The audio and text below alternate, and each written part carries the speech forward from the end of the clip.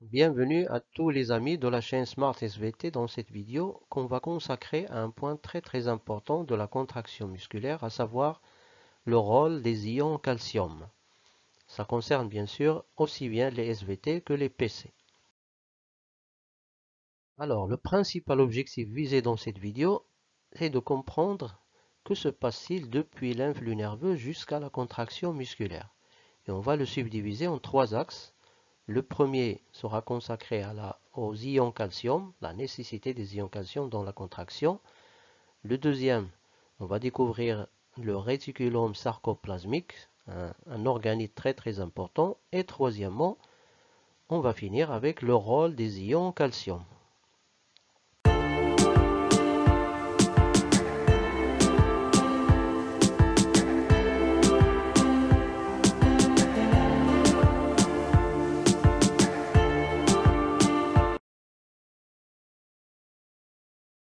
Commençons donc avec les ions calcium et leur relation avec la contraction musculaire et d'abord l'épreuve expérimentale de l'intervention de la nécessité des ions calcium. Alors voyons les résultats des études qui se sont intéressées à l'évolution de la concentration des ions calcium dans le sarcoplasme, autrement dit dans le cytoplasme de la cellule musculaire, de la myofibre, avant la stimulation et après une stimulation. Alors observez comment évolue la concentration de Ca2+. Donc avant la stimulation, elle est très faible, de 0,01 micromol, et immédiatement ou presque après la stimulation, elle augmente de manière très nette jusqu'à 10 ou même plus, et puis elle revient à sa valeur initiale. Donc première idée très simple, c'est que la stimulation ou bien l'excitation, elle provoque l'augmentation de la concentration des ions calcium dans le sarcoplasme, c'est-à-dire dans le cytoplasme de la cellule musculaire, de la myofibre. Alors, quelle est l'origine de ces ions calcium? D'où viennent ces ions calcium? Une autre expérience qui a été réalisée cette fois sur des myofibrilles. Alors, on est arrivé à un stade où on peut isoler des myofibrilles, les mettre dans un milieu adéquat avec de l'ATP, bien sûr, comme source d'énergie. Et à l'instant T0, on va considérer comme T0, on va ajouter des ions calcium et on va voir le comportement des myofibrilles et surtout la contraction des myofibrilles. Alors, voyez, avant T0, la tension des myofibrilles était nulle, c'est-à-dire que les myofibrilles n'étaient pas contractées, étaient restées au repos. À T0, après l'addition des ions calcium, on voit nettement que la tension augmente, c'est-à-dire que les myofibrilles se contractent. À l'instant T1, on va ajouter ce qu'on appelle un chélateur, c'est-à-dire une substance qui se lie aux ions calcium et va les empêcher de jouer leur rôle. Et dans ce cas, on voit que la tension des myofibrilles diminue très rapidement et s'annule. Enfin, à l'instant T2, si on ajoute d'autres quantités de calcium, on voit la tension augmenter à nouveau, c'est-à-dire la contraction des myofibrilles. Alors remarquez bien ici qu'on n'a pas eu besoin d'appliquer une excitation, une stimulation. C'est-à-dire que les ions calcium, toujours en présence d'ATP bien sûr comme source d'énergie, les ions calcium étaient suffisants pour provoquer la contraction des myofibrilles. Et donc, première idée simple, les ions calcium sont nécessaires et suffisants pour induire la contraction des myofibrilles. Donc en présence de calcium et d'ATP, la myofibrille se contracte. On n'a pas besoin de stimulation ou d'excitation. Donc comment les ions calcium peuvent provoquer la contraction des myofibrilles? Donc cette question, on va y répondre à la fin de la vidéo. Passons maintenant au deuxième axe qu'on va consacrer au réticulum sarcoplasmique, un organite très important. Alors, quelle est sa relation avec la contraction, sa relation avec les ions Ca2+, sa relation avec l'influx nerveux ou la stimulation ou l'excitation si vous voulez, on va voir tout de suite. L'utilisation de réactifs spécifiques aux ions calcium qui réagissent avec les ions calcium tels que l'oxalate, les chorines, etc. a permis de localiser les ions calcium dans un organite qu'on a représenté sur le schéma en jaune. Et vous voyez que cet organite, il entoure les myofibrilles. Donc cet organite, on l'a appelé le réticulum sarcoplasmique. Donc réticulum, c'est-à-dire réseau sarcoplasmique. Donc le sarcoplasme, c'est le cytoplasme de la myofibre, de la cellule musculaire. Donc c'est un réseau de tubules et de saccules qui entourent les myofibrilles et qui stockent les ions calcium.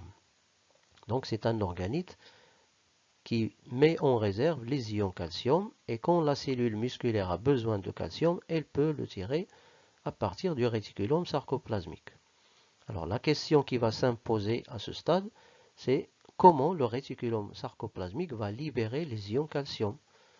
Comment il va savoir qu'il doit libérer ces ions calcium. Voyons la relation entre le potentiel électrique, qu'on a déjà vu dans une précédente vidéo, la concentration des ions calcium dans le sarcoplasme de la myofibre, et enfin la tension, c'est-à-dire l'aspect mécanique. Alors après la simulation, vous voyez que le premier qui apparaît, c'est le potentiel électrique, presque immédiatement après la simulation. Après un petit délai, on voit augmenter la concentration sarcoplasmique des ions calcium. Et après un autre délai, on voit l'augmentation de la tension, c'est-à-dire la contraction de la myofibre ou des myofibrilles. C'est-à-dire qu'on a d'abord l'apparition du potentiel d'action, ensuite l'augmentation de la concentration des ions calcium et enfin l'apparition de la secousse musculaire. Donc il y a une certaine chronologie de ces trois phénomènes. Je les compare. Vous voyez qu'il y a d'abord stimulation. Immédiatement après la stimulation, c'est le potentiel d'action qui apparaît le premier. Ensuite, l'augmentation de la concentration de Ca2+, et enfin la secousse musculaire. Donc, quelle est la relation entre potentiel d'action ou influx nerveux, si vous voulez, et ion Ca2+? Quelle est la relation entre les ions Ca2+, et la secousse musculaire? C'est ce qu'on va voir dans la suite de la vidéo. Considérons ce trait comme le sarcolème, c'est-à-dire la membrane sarcoplasmique ou la membrane de la cellule musculaire. Vous voyez qu'il fait une invagination à l'intérieur du sarcoplasme qu'on appelle les tubules T. Et tout près se trouvent les réticulums sarcoplasmiques, très près du sarcolème. Et le réticulum sarcoplasmique est très riche en calcium, représenté ici en bleu. Alors il y aura arrivée d'un influx nerveux qui se propage, rappelons-le, qui se propage toujours dans la membrane. Il va entrer dans les tubules T où il va activer des protéines membranaires qui elles-mêmes vont activer d'autres protéines qui se trouvent sur la membrane du réticulum sarcoplasmique. Donc il y aura ouverture de ces protéines, ce qui permet la sortie des ions calcium vers les sarcomères. Et donc le but ou le rôle de l'influx nerveux, c'est d'activer le réticulum sarcoplasmique pour qu'il libère ces ions calcium. Donc la question à laquelle il faut répondre maintenant, c'est quel est le rôle de ces ions calcium? Comment ils vont permettre la contraction des myofibrilles? Premier bilan de cette première partie, ce qu'il faut retenir, d'abord que la contraction des myofibrilles nécessite la présence des ions calcium. Les ions calcium sont nécessaires à la contraction. Deuxième point, la myofibre ou la fibre musculaire, elle stocke les ions calcium dans un organite qu'on a appelé le réticulum sarcoplasmique. Donc un réticulum, c'est-à-dire un réseau de tubules et de saccules qui entoure les myofibrilles. Troisième point, le réticulum sarcoplasmique, il va libérer ces ions calcium sous l'effet du potentiel d'action, autrement dit de l'influx nerveux. Et on a déjà dit, même dans une vidéo précédente, que le potentiel d'action, il apparaît pendant la phase de latence, c'est-à-dire avant la phase de contraction. Et donc, la concentration des ions calcium va augmenter autour des myofibrilles, c'est-à-dire autour des sarcomères.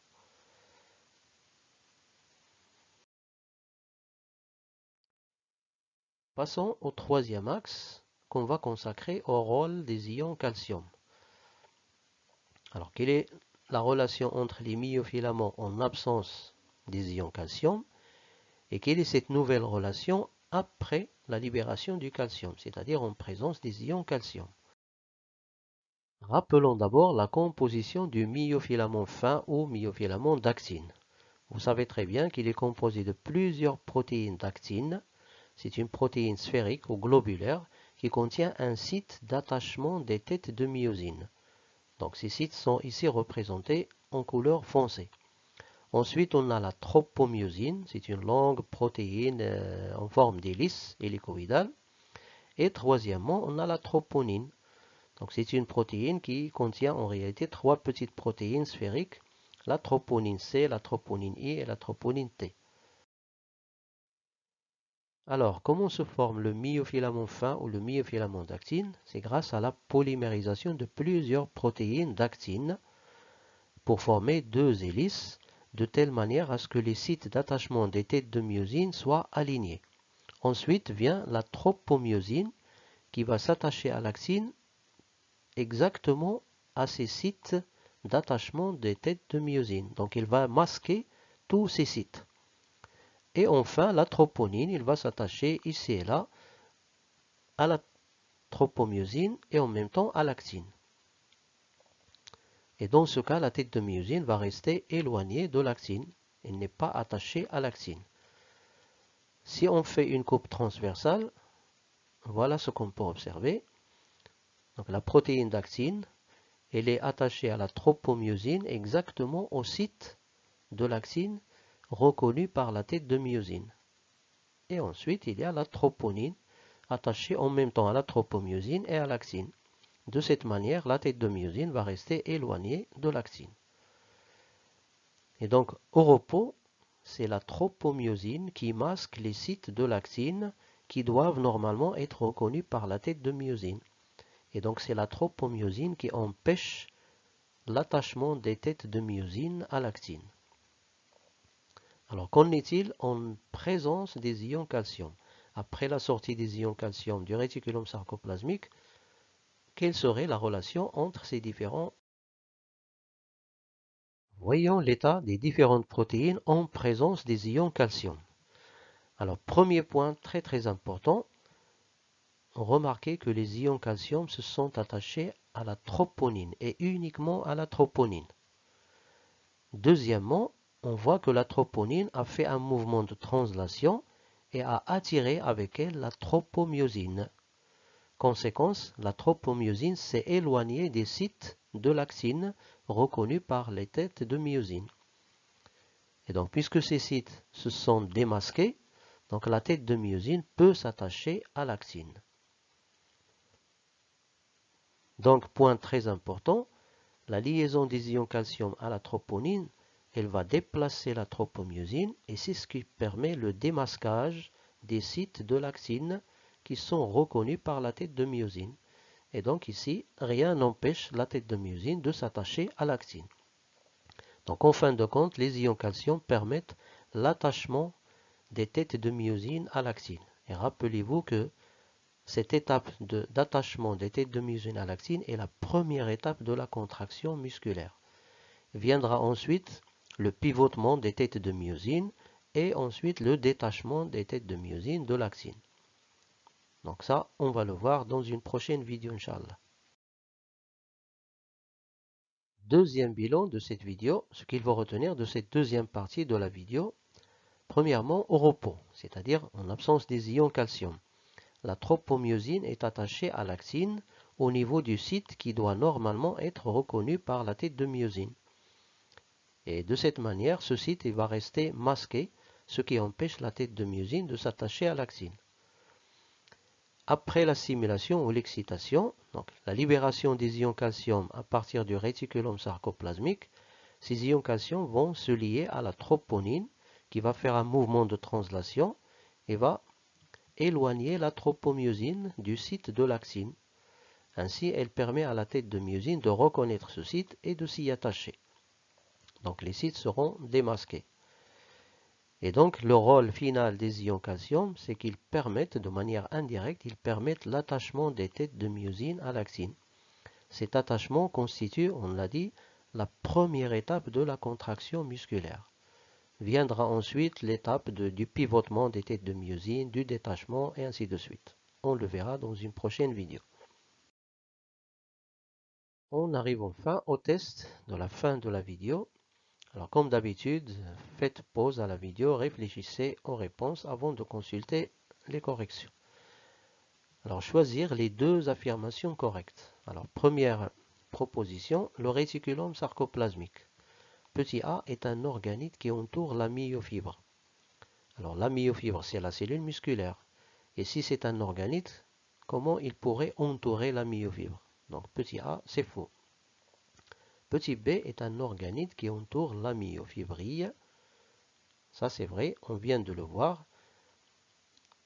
Le réticulum sarcoplasmique entoure effectivement la myofibrille. Petit c est un composant du sarcomère. Alors, dans toute la vidéo, on n'a jamais dit que le réticulum sarcoplasmique fait partie des composants du sarcomère. Donc c'est faux. Petit d est un organite qui stocke les ions calcium. Oui, ça c'est son rôle principal. Il stocke les Ca2+. Donc on va garder petit b et petit d. Deuxième proposition, la tropomyosine est une protéine qui se lie à l'actine. Est-ce que la tropomyosine se lie à l'actine? Oui. Donc la tropomyosine, d'une part, elle est liée à l'actine et elle est liée à la troponine. Donc petit a, correct. Petit b entre dans la composition du myofilament épais. La tropomyosine fait partie du myofilament fin, myofilament d'actine et non pas myofilament épais ou myofilament de myosine. Donc c'est faux petit b. Petit c se lie aux ions calcium, Ca2+. On a dit que les ions calcium ne s'attachent qu'à la troponine et non pas la tropomyosine. Donc c'est faux. Petit d empêche l'attachement des têtes de myosine à l'actine. Oui, en masquant le site de l'actine. Donc ça c'est correct. Donc on va garder A et D. Deuxième type de test, l'exercice vrai-faux. Répondez par vrai ou faux. Alors première proposition, le réticulum sarcoplasmique libère les ions calcium sous l'effet du potentiel d'action ou l'influx nerveux si vous voulez. Alors toujours faites pause à la vidéo, donnez votre réponse avant de consulter la correction. Alors est-ce que cette première proposition est correcte? Oui, elle est vraie. Tout est vrai dans cette affirmation.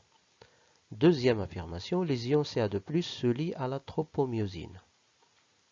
On vient de voir que les ions calcium ne se lient qu'à la troponine et à aucune autre protéine.